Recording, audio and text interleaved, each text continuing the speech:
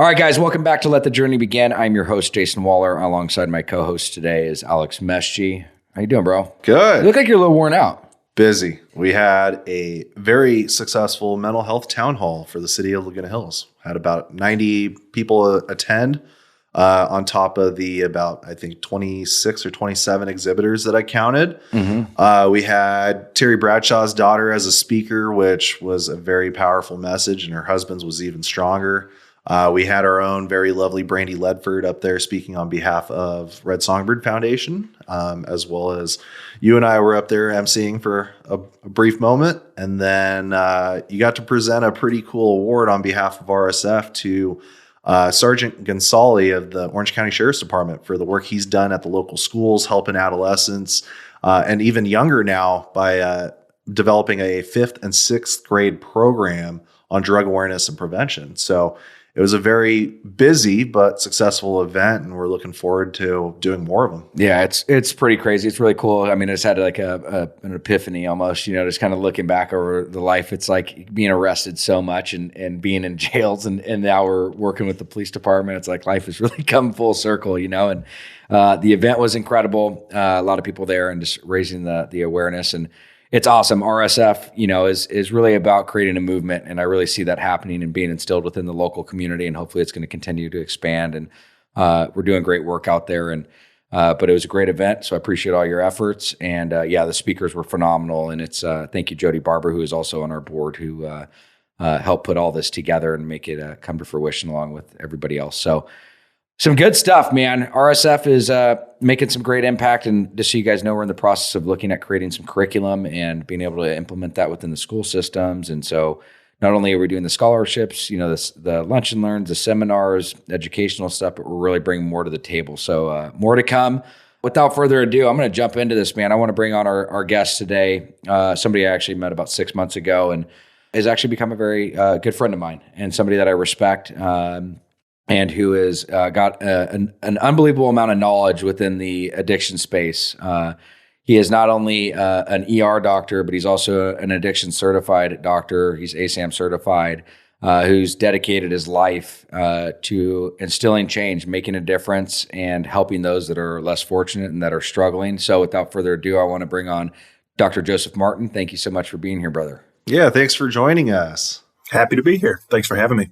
Yeah, one little thing I'd like to put in there. So when I had the pleasure of meeting you, it was a special introduction. It was one of my first times in Texas. Granted, I kind of passed through the state, but never really took the time to go around and meet the people.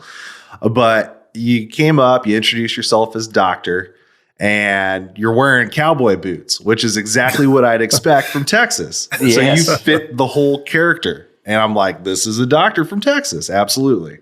Yeah, no, Joe, you rock it, man. And so, look, I think it's, looking at this, I would love to get your perspective and ask you a couple questions as somebody, your age. I mean, you're in your early 30s, has accomplished a lot of stuff. But what motivated you to get into the space of addiction and, mental health, recovery? What motivated you to do that? Definitely. Quite literally, I tripped and fell into it. I was asked and offered an opportunity in Southwest Virginia, a little town called Cedar Bluff, Virginia, to start assisting with some patients they had need.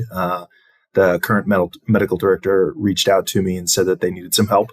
And I had some time and I was happy to kind of step out of my comfort zone and learn something new and give them a hand because I knew that they were working with good people. And I kind of just fell in love with it by accident.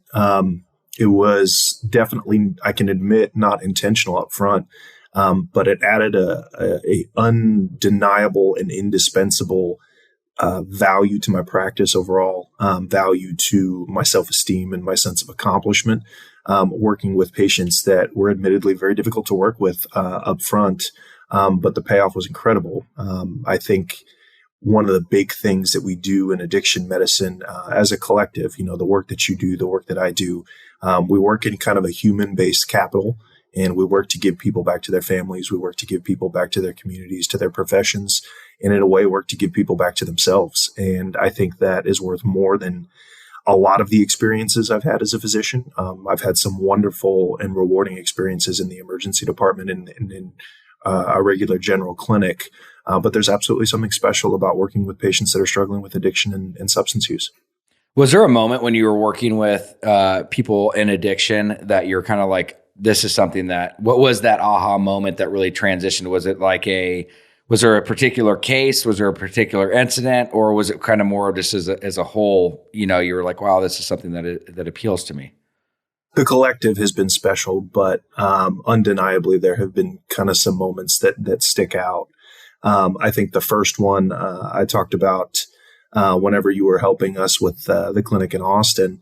There's a gentleman who, after about 4 or 5 months of working with him, he ended up bringing his children into the clinic to meet me. And I was young and precocious and quite frankly, a little in over my head at the time as far as the size of my practice and what I was doing. But he brought his kids in and he explained to me, he was like, I really want the kids to meet the man that brought their father home. And wow. If I sit there long enough, I can get tears in my eyes thinking about it, just because it was early enough in my career. I was tired. I was working 80 and 90 hour weeks, but that was kind of a moment where like the seas parted and the skies parted and the sun shone down, and it just a moment of clarity, a strong sense of self, a strong sense of accomplishment, but also the realization and the recognition that I never wanted to give up that aspect of my practice moving forward, no matter what I did and where I ended up. I always wanted to be able to say that I had that kind of effect and that kind of gravity in my patients' lives, but also that they could affect my life that tremendously, because I'll never forget that moment. So since then, I mean, you went into practice, or in this space rather, with the initial idea of you wanted to bring people home to their families. Has anything changed since then? Have you kind of adjusted, how you kind of approach things? Because I know, for most people, I kind of attribute this kind of like, Normandy. You're on the boat, you have this great idea, you know what you want to do, what you want to accomplish. That thing comes down and it's like, wait a minute, this is a little different than what I expected. I need to make some adjustments. So did you have any of those kind of moments or like hurdles that you didn't initially see or foresee, or has anything changed since you first started? I can definitely admit, and I would say this to both of you, on camera, off camera. I'm the type of physician that takes a lot of pride in the fact that my practice changes me as much as I hope I change my practice and my patients.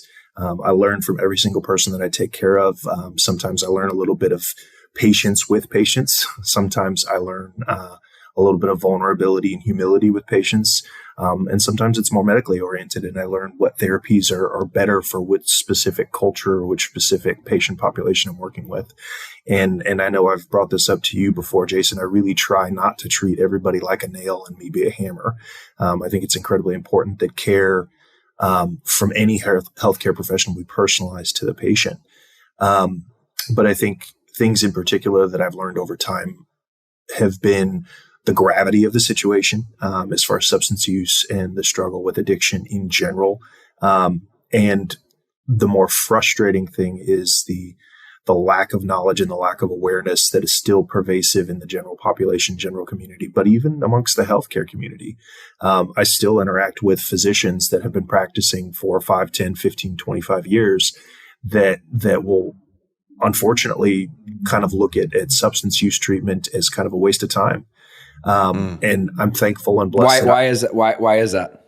Well, because there's still a lot of people that are very, very set in their ways in believing that substance use is a choice and that substance use is a moral failure or an ethical failure rather than a disease.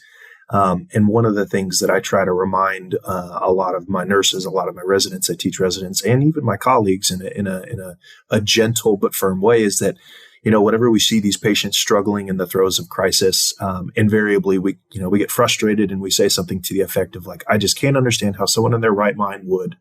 And it's like, that's exactly the point. These patients aren't in their right mind when they're in crisis.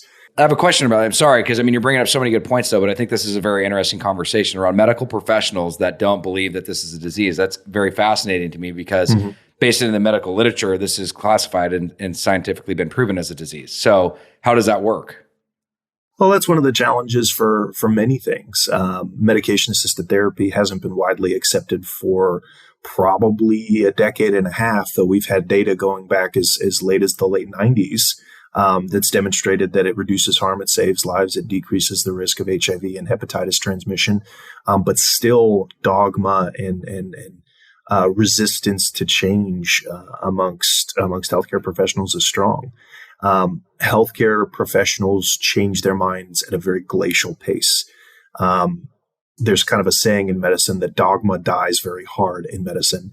And that means, practices the practice of medicine does not change very aggressively, which is a good and a bad thing. You don't necessarily want everybody to jump on the latest and greatest bandwagon and craze until it's been proven. But at the same time, when you have a robust set of data that says something works, it should be the standard of care. So what would be like what would these people, like, what for them would they need to see for it to be classified as a disease? Like what is the barrier that is not transitioning to them? Personally, I don't necessarily have any data or any studies to say this, but I try to ask people who have been successful in convincing over time what it was that helped them kind of have that aha moment. And I think a lot of it is just having a personal interaction with someone that they know that's struggling, or having a personal involvement in someone's recovery. Seeing the before and the after, seeing the light bulbs come on, seeing everything kind of make sense and fall into place, and recognizing that we are working with human capital, that we're working with people's lives and in a way, people's souls, and kind of trying to steer them back into finding themselves again and getting away from a substance. I think that aha moment comes from, like, it's not just a black and white scientific number that I can measure, but it's a much more nuanced, much more subjective, much more soft and hard thing to measure, but you know it when you see it. So based on my perspective on hearing various doctors and therapists kind of talk about addiction in terms of the education that they received, it seemed like addiction is kind of in this no man's land between medical and behavioral, which you kind of touched on a little bit. So would you say that a big challenge or part of the hurdle as to why everything's moving at this glacial pace is because you have these doctors that are in their respective practice for 20, 25 years. They're kind of ingrained, stuck in their ways. My dad constantly uses the hammer and nail metaphor. He's like, I learn as much from my patients as they do from me, and that's the way it should be, right? So do you think you can attribute some of the problems that we're dealing with today because these doctors are stuck in their ways, or are there maybe some hidden tangibles behind the curtain, like, the doctors want to go the route that insurance pays or reimburses or creates and to add to that, or is it lack of education, right? Because we hear a lot of doctors that work in the space, they've had, whether it's 5 hours, 10 hours of education on this, is it also on top of that, is it a lack of knowledge and I'm not saying from them not being intellectual, I'm saying just from the lack of education from addiction, like addiction medicine. And then the only other variable I'd put is it because, with most diseases in the medical sense, like there's A plus B equals disease. Whereas with addiction, a lot of times your A and B could be X, Y, it could be numbers, it could be anything that was the root cause to, create the person to go looking for something to normalize or balance basically at that point. So I think the short answer to that question is yes. It's everything. I think there's absolutely ulterior motives, and there's a lot of competition for the attention of physicians, the attention of intellect for physicians, and the things that motivate them, for better or for worse. I definitely do believe that there's a knowledge gap. Addiction medicine is incredibly, incredibly specific, detailed, nuanced, and there's actually a lot of hard data for it. But it is a very complex specialty, just as advanced cardiology and electrophysiology is. One could spend their lifetime being a specialist in cardiothoracic electrophysiology and still not know everything. And I believe the same is true for addiction. You could spend your life practicing addiction medicine and still never know everything. I think if there was any one thing that I was trying to put my finger on that I think is the biggest thing, it's truly awareness. I think addiction for the longest time, and to a degree mental health, but especially addiction, has kind of been this thing that nobody wants to talk about because it's not our problem, it's their problem, it's those people. And it's easy. It's just for a lot of people, unfortunately, in medicine and out, it's easy to just ignore those people. So I've got an interesting intersection for you. You talk about awareness. So now, looking at the medical field, doctors have all various different backgrounds, especially internationally here in the United States, right? How do you foresee the cultural difference playing into addiction medicine here in the United States? Because we've had some, people that we've run into, namely from the Asian cultures, which a lot of doctors do come from the Asian cultures, but there is no literal definition for rehabilitation or treatment. And culturally, it is taboo to even talk about mental health, especially for the sake of bringing dishonor to your family. So how do you see that kind of playing into the whole thing, especially being on the medical side, which, a lot of these colleagues of yours that may be, internationally influenced might not have any idea what addiction medicine is? I'll take you on even further. In Russia, addicts are killed. Anyone attempting to treat addiction is also either killed or their license is taken away. Methadone is illegal, buprenorphine is illegal, and there is no functional form of rehab in Russia. I would not call myself an expert on Russian healthcare by any stretch of the imagination, but it was something I took an interest in, and I learned a lot through ASAM because of some of the advocacy that I read about that other people were doing and that they were trying to do. But quite literally, you talk about in places it doesn't exist. There are places where we don't have an addiction problem because we find all the people that are addicted and we kill them. And so the culture varies dramatically. And I bring this up as someone who has a very soft spot for people struggling because I've seen people recover and I've seen the incredible things that they can do and they can produce for themselves, but their families, their society also. I think it's a place that is ripe, incredibly ripe, for progressing and for developing, spreading awareness and for advocacy, even within the United States, but especially internationally. It's kind of, and again, I would not consider myself a cultural expert either, but I think to some degree, one of the nice things about traditional American values and culture is kind of this second chance thing. You can come to America and have a second chance or have a chance at remaking yourself, reforming yourself, redefining yourself.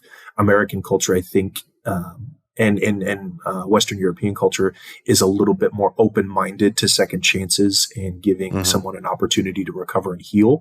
And so I think that's why, more traditionally speaking, at least Western Europe and the United States and North America in general, is comfortable rehabilitating people and quite frankly, believe in rehabilitation.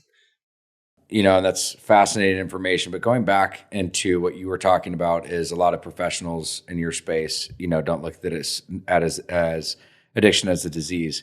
Did you, when you were coming into this, did you look at it as a disease, or was there a moment where it transitioned for you? Full disclosure, when I started, I was open-minded because I grew up with a stepfather who was an alcoholic. But my stepfather adopted me. And so it was this very bizarre situation of frustration and seeing the pathology and seeing the havoc it could wreak, but also having genuine respect for the fact that he was willing and interested to step up and adopt me and quite honestly willing to be the only father I ever knew. So I had awareness of how destructive substance use and addiction could be. I wouldn't say that I firmly accepted that it was a disease process. But when I started my work initially in 2016, September, October of 2016, every single one of my mentors, every single one of them said, that is a horrible idea. Don't do that. You're risking your license. These patients are incredibly difficult to take care of. It's very low value and low utility. It's very risky for you personally. It's not worth it. You could essentially sacrifice your professional career by working with these patients. And I listened, but at the same time, I got very lucky that I had a very good staff and had a very good patient population overall that I believed in. And thankfully I was right. I love that. So for our listeners, again, as we understand this, I'm going to ask you just the big question. What is addiction? Personally, from a literal perspective, from a definition perspective, it is a disruption in the area of the brain that helps you form relationships with ideas, things, people, and substances. It's a thought loop, if you will, a preponderance for a particular thing that just kind of slowly develops a overwhelming capacity and overtakes the importance of everything else in your life. From a personal, more philosophical perspective, I think it's an absence of identity and an absence of community, or a loss of sense of community and identity to a substance. Especially in its extreme, you have, and I've had patients verbatim say, I don't have an identity anymore. I am this thing. My thoughts are consumed by this thing. I don't ever feel like myself unless I'm on this thing. As you know, Jason, substance use and addiction can be very isolating, much like depression and anxiety, which is why they're so commonly co-occurring. But when you are lonely, when you are isolated, and you are looking for acceptance, some substances can provide that feeling of acceptance and that feeling of warmth. The other day I was counseling a patient on alcohol addiction, and I used the word warmth, and he kind of like took a step back and he was like, no one's ever described it that way. And I was like, well, I respect and understand how when you drink, you have this sense of belonging, this sense of warmth. And he was like, that's exactly what it is. And it is, it's a security blanket. It's acceptance. It's an identity. It's a voice in your head that says they're there. It's all going to be okay, even if it's only for a little while.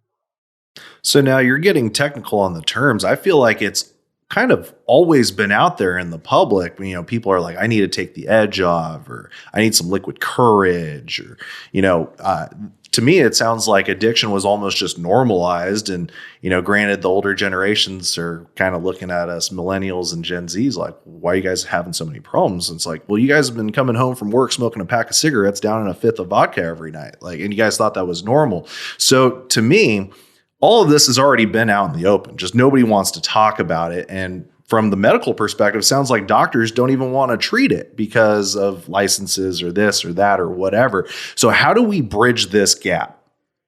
I think a lot of it is recognizing that, number one, it's a disease, which shouldn't be difficult to accept, but it is. And number two, it's a disease that with appropriate aggressive treatment, whether that be pharmacotherapeutic treatment or behavioral therapeutic treatment, you can have very good outcomes. You can have fathers returning to their children. You can have mothers returning to their families and to their career. You can have people in general returning to their community and their extended family and their church and their identity in themselves. In my mind, addiction is no different than diabetes. If we don't treat the patient, eventually they die. The causes of death may be a little different. The degree of how fast their death comes on may be a little different. But at the end of the day, diabetes and substance use are both terminal addiction or terminal problems if they're not treated appropriately. And quite frankly, they both need a little medical management, and they both need a little behavioral modification and behavioral therapy management as well. No, it's so true, and I think that's a really good breakdown, and I love that analogy. I want to ask you too. There's a big there's people that are pre-genetically disposed to addiction, and then there's people that are environmentally exposed into traumatic events. Can you talk about that a little bit to give kind of the different variations and what that looks like as somebody that is, for myself, that is pre-genetically disposed to it, and the history and looking back at the genealogy, all the way to people that are, whether they've experienced traumas, things that happen whether it's molestation, rape, whatever it may be. Can you talk about the differences of those so people can kind of understand how this can kind of formulate? Because I think a lot of people question, my dad or my grandpa or my grandma was an alcoholic, and then versus people that don't really have that lineage in their family, but now are opiate addicts, alcoholics. Can we help bring some clarity to that? Definitely.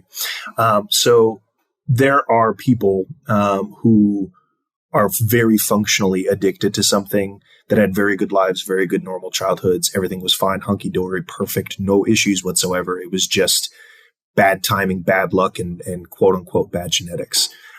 Those are the people, historically, when I think about interviewing patients, that can say, I remember where I was standing, what I was doing, what I was wearing, what I had ate for breakfast that day, and literally what temperature it was the first time I had oxycodone. It was that. There was a light switch that had never been turned on that suddenly was on. And like, it's like smelling colors, like just truly that incredible of an event, that memorable of an event. Those are the people that I think of the most when I think about the extremes of genetic predisposition. They had a particular receptor in their brain that was never meant to discover oxycodone. Conversely, the other end of that spectrum, and I would say the vast majority of those patients are in the minority. Most patients will not become addicted to a substance after trying it for one time. I would say much more commonly is the quintessential self-medicator. The person who's looking to escape something, whether that be as extreme as child abuse, physical or sexual or emotional or mental, or whether that be as mild as like, I have a really job that I don't like and I work too much and I'm anxious and depressed. And so I'm going to drink. And whenever you start to associate the feeling of warmth and acceptance and goodness, and relaxation with something other than taking your dog for a walk, going to the gym, painting, reading a book, going to church, if that's your thing, when you start to associate that feeling of relaxation and warmth and acceptance with something other than those things, you start to run into you can start to run into a problem. Your body is kind of programmed to look for the easiest way out. Sometimes when I'm counseling my patients, I'll describe it as wholesome dopamine sources and non-wholesome dopamine sources. Your non-wholesome dopamine sources would be your substances. Your wholesome dopamine sources would be, relaxing with a book, your friends, your family, faith, prayer, painting, music, whatever. Things that are a little bit more work and a little bit more effort, but it's creating something. It's creating a memory. It's creating a habit. It's creating a opportunity to learn something rather than consuming something. When you're consuming a substance, there's no work involved. There's nothing wholesome about it. It's just kind of existing. Your brain is naturally wired to figure out the path of least resistance. So if you find something that works for you to take away your anxiety, your depression, your feeling of loneliness, your memories, your PTSD, your memories of trauma, and your memories of abuse, you're naturally going to gravitate to the easiest, lowest hanging fruit, unless you force yourself past that and you force yourself to talk about those things, open up about those things, and look for those quote unquote wholesome dopamine sources. I was going to say that's a very interesting analogy. I mean, we were talking about school before we were recording for this show, but you basically gave me a completely different viewpoint. So like when you're stressed or you're struggling, to take medical and translate it to business, don't consume, produce. That's basically what you just said. And I love that. That's amazing. I really think there is something innately protective about being a producer of something, because invariably when you produce something, you're growing your identity a little bit. You're growing your foundation a little bit. You're growing that healthy repertoire of capability and capacity that you can call on later when you're struggling or when you're tired or when you're lonely. I know lots of people that when they get tired and frustrated from work, they go home and play the guitar, they go home and play the piano, they go home and paint, they go home and read, they go home and throw the football with their kid. They don't drink. And then lots of people, conversely, that they go home and drink. Mm-hmm. And if you have those wholesome things to pull from, you're in a better place. But so Joe, what I heard you say, and correct me if I'm wrong, but is there's not that many people that are pre-genetically disposed versus people that are triggered to addiction through environmental. So it's all spectrum. As far as people that are in the extreme of like, I live in this perfect world, I really have no stress, no issues, but I get exposed to this substance and it's like an instantaneous click, those people are in the minority. But everybody to some degree has some genetic predisposition towards substances. All of us have receptors that like a particular thing. I, as someone who drinks, I respect and recognize that I like alcohol. So I'm also very, very cautious and very respectful of alcohol at the same time. When you find those things that your receptors are really like, hey, if 1 is good, 10 is better, those are exactly the things you need to be cautious of, careful of, and in some cases avoid outright. So on that, if somebody is kind of there's a lot of I've run into so many functioning alcoholics, right? And they can justify, dictate, and talk themselves out of struggling, or that they don't have it. When it's apparent to me, it would be like, hey, man, you probably have alcoholism or addiction. What would be some kind of things you could give as takeaways for individuals that are, they're not necessarily getting in trouble with the law, they're not losing their job, but I mean, they are on the spectrum of like, they're teetering, what are some things you could have them kind of do a self-evaluation on? I really, and I know I've told you this before, I really love how DSM-5 changed their clinical diagnosis of addiction, especially alcohol addiction. And it's a lot more foundational now in things that are a little less traditionally medicine, a little less traditionally objective. There's no vital signs. It's more of, quite literally, would you pick this substance? Would you do dangerous things to acquire this substance over spending time with your family? Would you choose this substance over professional success? Would you choose this substance over inner peace and safety? Would you choose this substance over avoiding legal troubles? Like, all of these things sound very obvious. Reasonable. Yeah. And very obvious to someone who's not struggling. Like, yeah, you're saying I could have a bunch of legal problems and potentially lose my job or not drink. I'm just going to not drink. That's easy. But if you ever get to the point where you get frustrated and annoyed if someone's asking about your drinking, like, well, why is it their business? Like, I could drink. I'm an adult. I can do whatever I want. I'm responsible. When you start to get that defensive reaction, that's when you need to start having introspective conversations with yourself.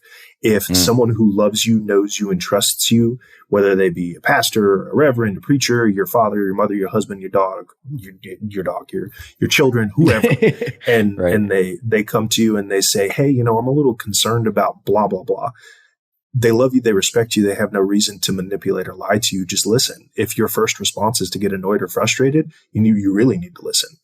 Anytime you ever think you would pick a substance over, again, those wholesome dopamine sources, that's when you really need to reevaluate your relationship with that substance. And it's so funny being a person that is in recovery, obviously myself, and being an alcoholic and an addict.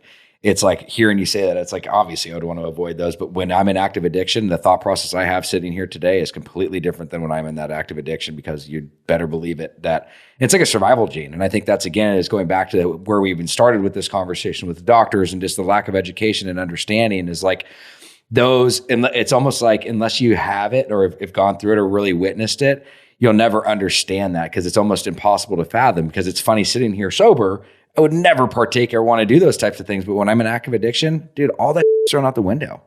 And it's and that's where that differentiator comes in. Like right now, yes, I'd be making a conscious decision if I were to pick up a drink. I'd be fully aware, present, and in the moment of doing that.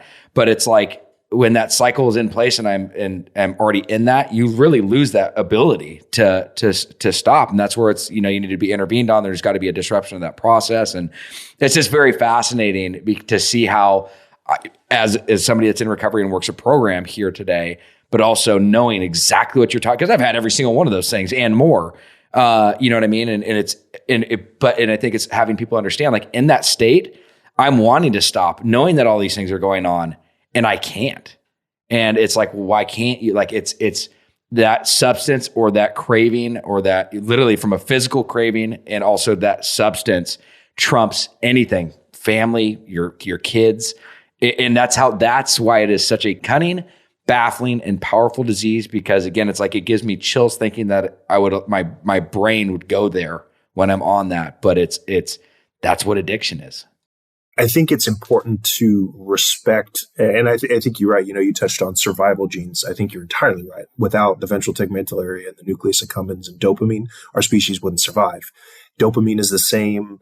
It's the same rush and urge you find when you're, out somewhere and you want to approach somebody and have a conversation with them because you're attracted to them, or you have that good first date and you want to see them again. It's the same urge that you get when you read the back of a book and you're like, I really want to read this book. Dopamine's the exact same validation that you get when you hold your baby for the first time. Like, these are all wholesome, good things. They encourage you to form a relationship with something. The problem is that substances can hijack that, and it can quite literally quite literally take complete control over it. And I think that's a very good analogy is you have dopamine that drives you to drink when you're thirsty. That's very well established. You have dopamine that drives you to eat when you're hungry. All of your basic urges come from dopamine. So if you have that in excess, or you have a unchecked well of dopamine, it will consume your life quite literally, to the point where you throw everything else away. That's so powerful. Well, look, Joe, I mean, like I could talk to you for hours about this. And again, I would love to have you come back. And I think even getting more specific topics and hammering this in, I'm sure we'll get a lot of people that write in and have questions pertaining to this. And again, I think this is a good foundational start, even just kind of giving an overview of addiction, and all the inner facets that that are intertwined within it. We can go for a long time talking about this, but I think this is such a phenomenal conversation. And, I think that, this is going to be very helpful for people. But I would love for you to, just is we always ask our, our guests to give an action for the day. So if I could ask you, for our listeners that, you want to give a takeaway, it could be any bit of advice, whether it's somebody struggling, whether it's, they're not struggling, could be anything that's pertinent to you. Do you have an action for the day that you can give our listeners? This is advice that I give everybody: patients, loved ones, family members. And I repeat to myself every single day. And I think it is the basis of having the best defense against being taken advantage of by a substance, but also just growing in general. And it's get comfortable being uncomfortable with the things that make you uncomfortable to talk about, whether it be substance related or not. Get comfortable being uncomfortable talking about them. Because the more you can talk about it, the less uncomfortable with it you will be in the long run, the less it can be weaponized against you, and the less likely you can weaponize yourself, or you can weaponize it against yourself. It doesn't become a thing that you beat yourself down with anymore, because you become less uncomfortable with it. But I think being comfortable with being uncomfortable is indispensable life advice. That's great advice. So if people want to find more about you, or get in contact with you, where can people find you? Well, I am actually at the recommendation of good friends in the process of putting together a website. I don't have it yet, but I do have an Instagram. It's JATXERD, just a Texas ER doctor, JATXERD.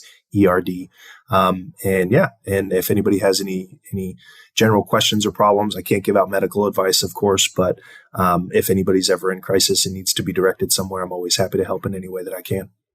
You're the man, dude. I really appreciate your time and your dedication, and let's definitely do this again. You tell me when. Always a pleasure. Good to see you both.